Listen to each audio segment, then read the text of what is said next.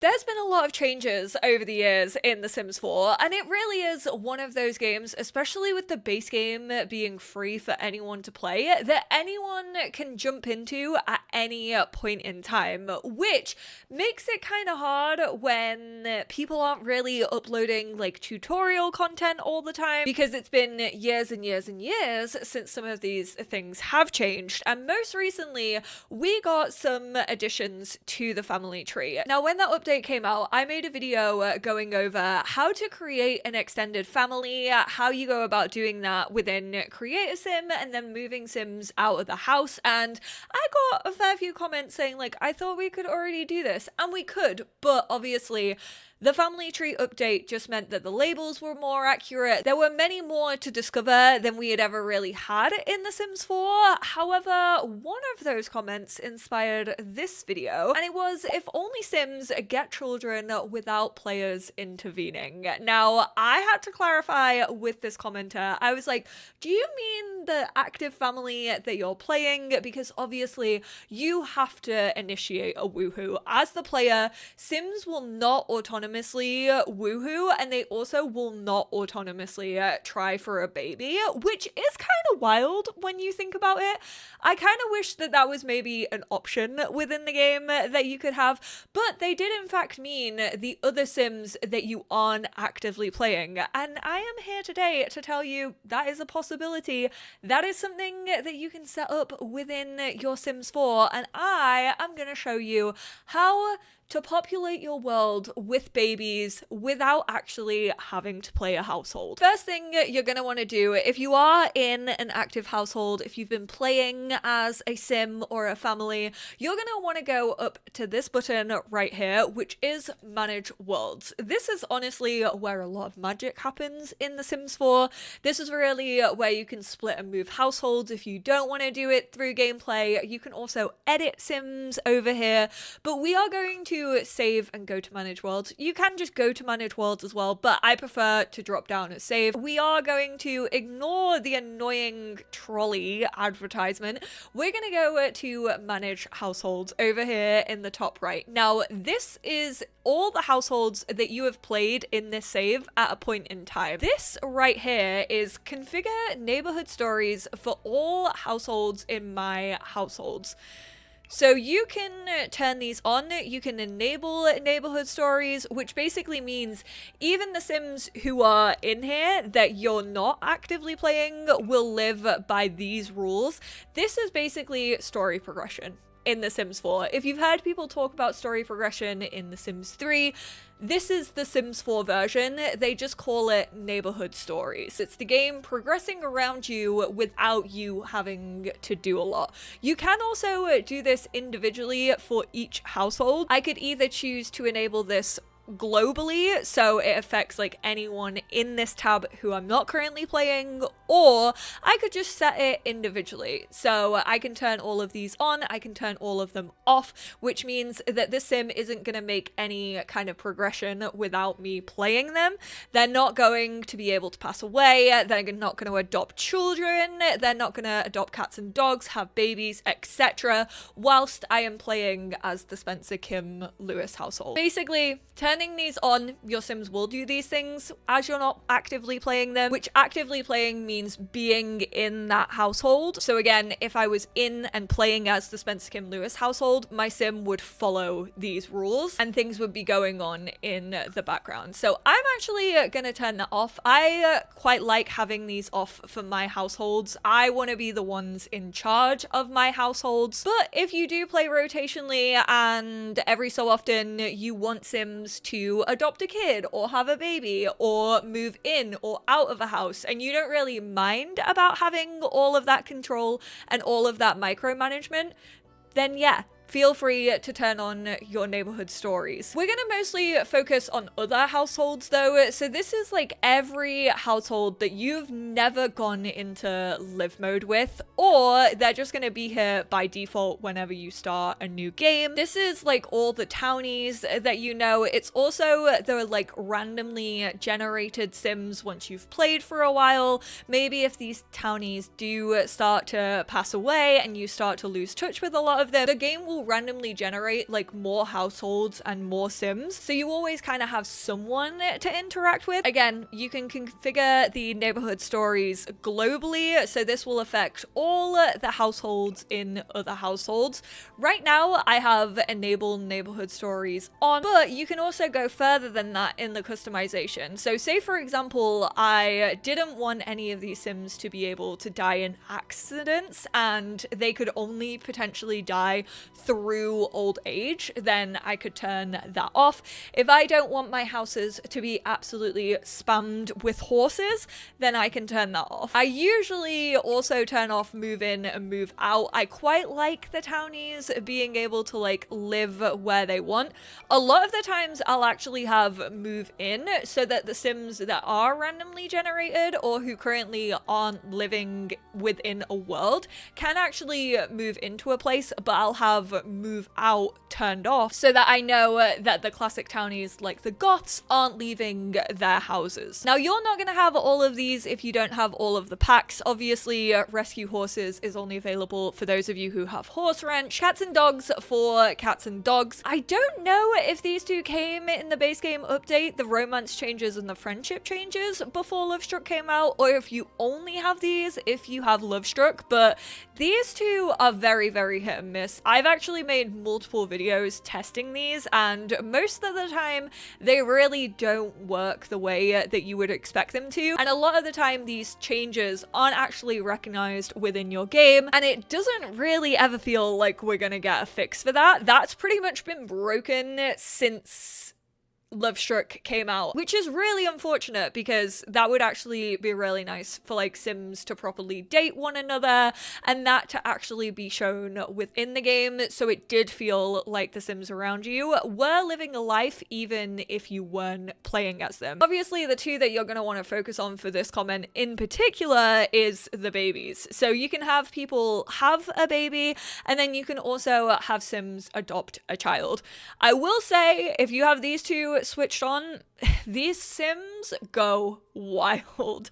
Families will change very, very quickly. They will have a whole army of children. I know the land grabs within my game always adopt loads and loads of kids. Again, if you wanted to, you can also configure these personally from house to house. So if we wanted all of those turned on for the land grabs, we could do that. But then for the rest of the people, it would be these default settings, whereas the land grab, which you can kind of see who you're setting it for here with the family name, their personal neighborhood story settings will override the all tab. Now we're actually gonna enable all of these for every single household that exists in my save file, and then we are gonna hop in to live mode of my current household, and I'm gonna 3-speed through a week just to show you how much can change in just a week's time. Also, if you would like to, you can check recent neighborhood stories. You can check this every morning from, I think it's about 5 a.m.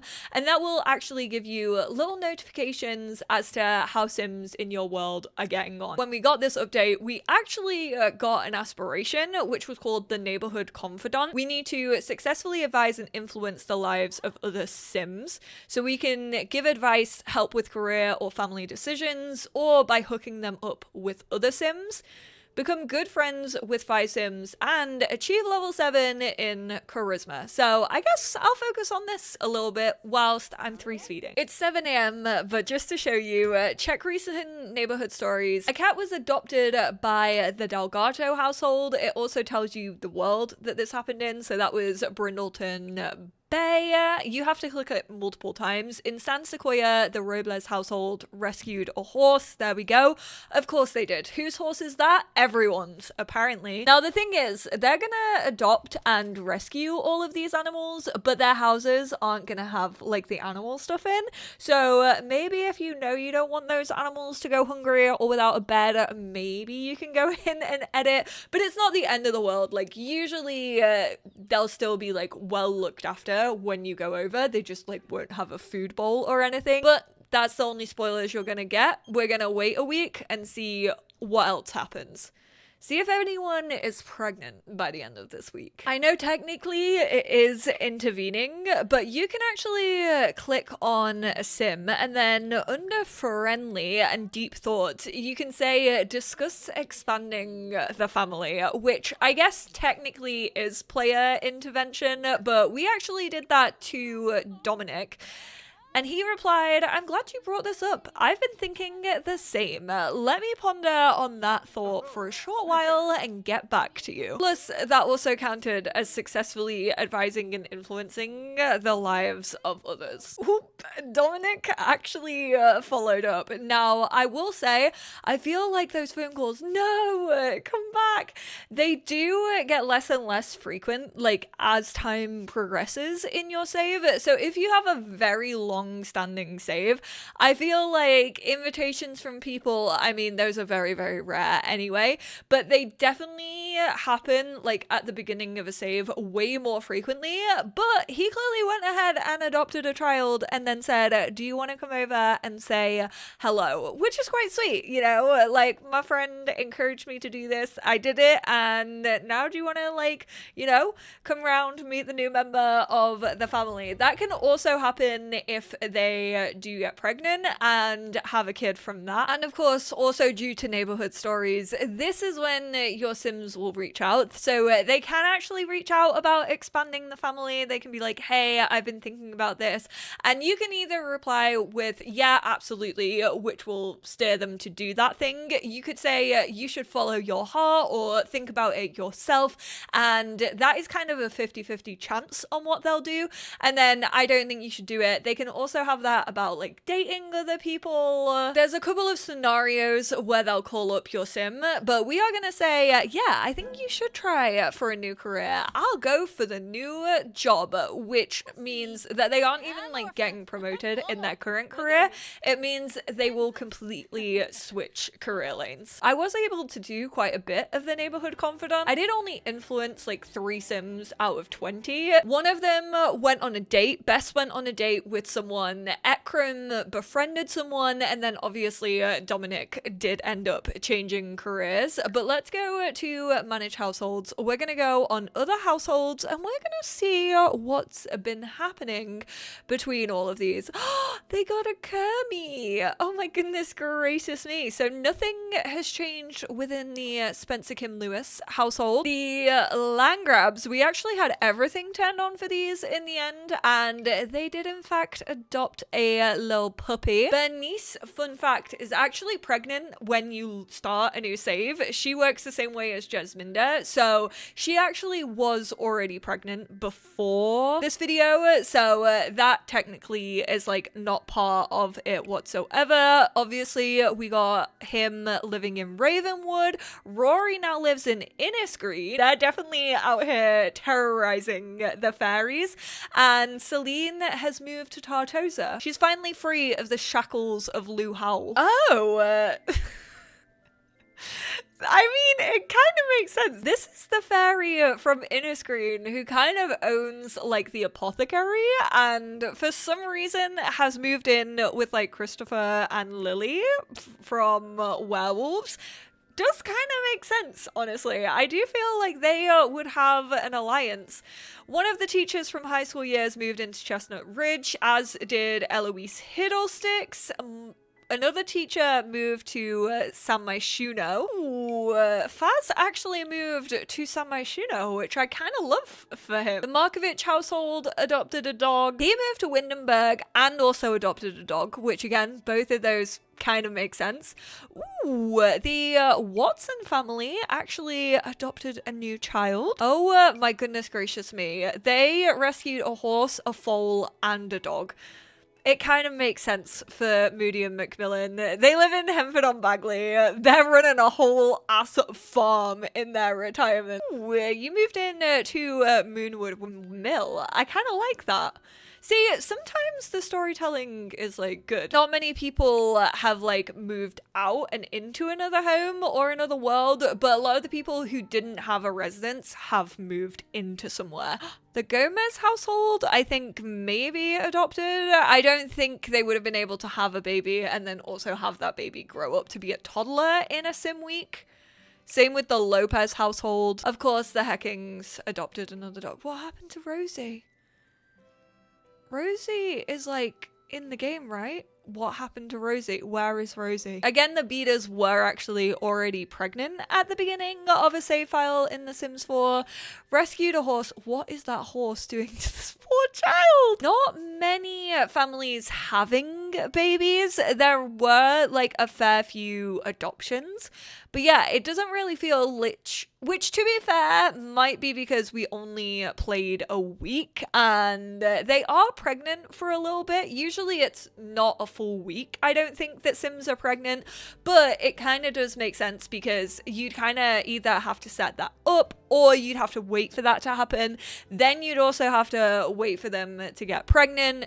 So it does feel like they adopt way more than like actually just have a kid through like try for baby or whatever. I do feel like you need a little bit more intervention. For example, discussing expanding the family a lot more frequently for them to actually have a baby or fall pregnant. Because I don't think, which to be fair, I am just basing this off like any baby bumps that I can currently see in the game, and I don't think I can see any baby bumps, which makes me think that none of these Sims are in fact pregnant. But I do know that they can have a baby. Sim parents may bring new Sims into their family via childbirth if you have that ticked. Maybe if you want to try and up the chances, maybe try and remove adopt a child and then expand the family discussion.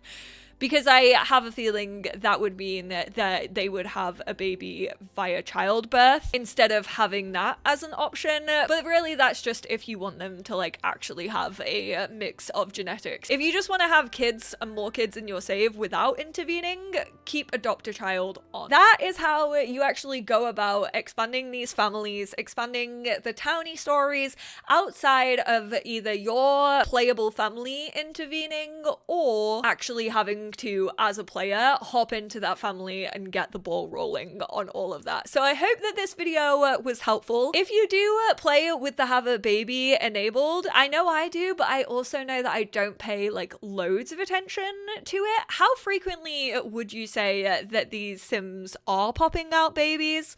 Honestly, maybe we need to do a little bit more investigation, which, you know, I am always down for an investigative video. Maybe we play like a month in game and just have adopt a child turned on, and then we play a month in game and just have a baby and contrast and compare the differences, if that is a future video that you would like to see. But thank you all so much for tuning in. Let me know if you do have any questions or if you want to see any further tutorials, anything like that when it comes to The Sims 4. I appreciate you all so much, and I will speak to you all in my next one. Bye now.